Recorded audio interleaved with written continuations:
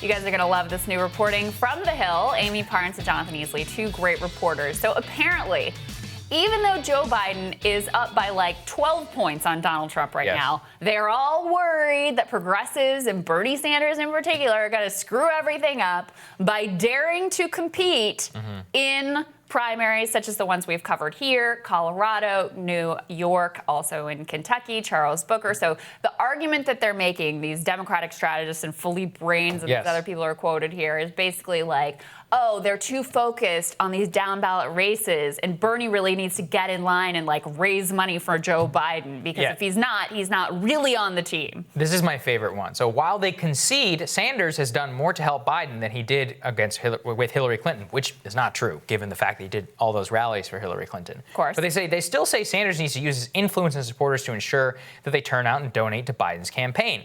But what that really means, as you pointed out, is that Philippe is mad because Sanders has not headlined a virtual fundraiser for Biden the same way that Elizabeth Warren and Kamala Harris has.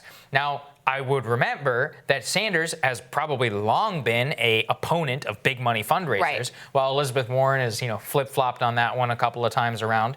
And lo and behold, she just headlined a fundraiser for $6 million for a virtual fundraiser for Biden, and Kamala Harris raised $3.5. It would make zero sense for Bernie Sanders, who has long been an opponent of this type of campaigning or fundraising, in order to headline a fundraiser for Biden. Like, what are you asking if the man compromised his most basic principles and long-standing political traditions? Yes, that is exactly what they're asking. They want pure supplication. That's exactly it's crazy. But also it exposes a few things. I mean, number one, they don't view the words about money in politics as anything other than like a talking point that's useful for an election. And it's like, okay, yeah, you did your thing. You said your bit about money in politics. Now come on over. Let's raise the millions for Joe Biden. So there's that. Then I've also heard hand-wringing about like, oh, he won't turn over his list and he won't raise money from his list for Joe Biden.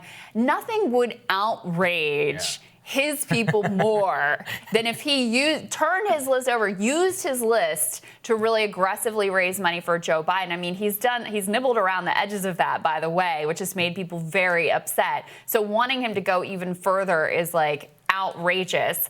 But the other thing is here, the real core concern is that they dare to get involved in these primaries, right? Jamal Bowman, Charles Booker, out in Colorado, Andrew Romanoff, who we're talking to today. But that same principle of divisiveness never applies in the other direction, right? The DSCC is in an open primary thrown all the way in behind Amy McGrath, who, by the way, is a terrible candidate. Chuck Schumer still in there saying she's the one. Elizabeth Warren and Cory Booker jumping in behind John Hickenlooper.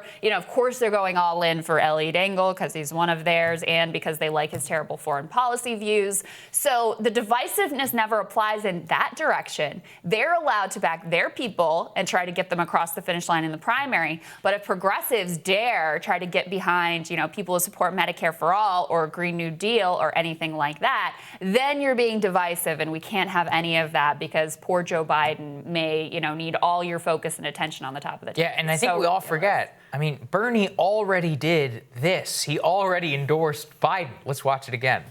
So today I am asking all Americans, I'm asking every Democrat, I'm asking every independent, I'm asking a lot of Republicans to come together in this campaign to support your candidacy, which I endorse, to make certain that we defeat somebody who I believe, and I'm speaking just for myself now, is the most dangerous president in the modern history of this country. I forgot how cringeworthy that all was. Thanks for making me watch that again, Saagar. I really appreciate it. But truly, look, he already did that. Is already bowed in. I think he even went and chastised Bernie bros like a month ago. He did. Please stop it, or something. He said if you're not going to vote for Biden, then it's irresponsible or something like that. Right, so he's like chastising his own supporters. He's like bullying them into trying to vote for Biden and all this. And this is what we said here from the very beginning.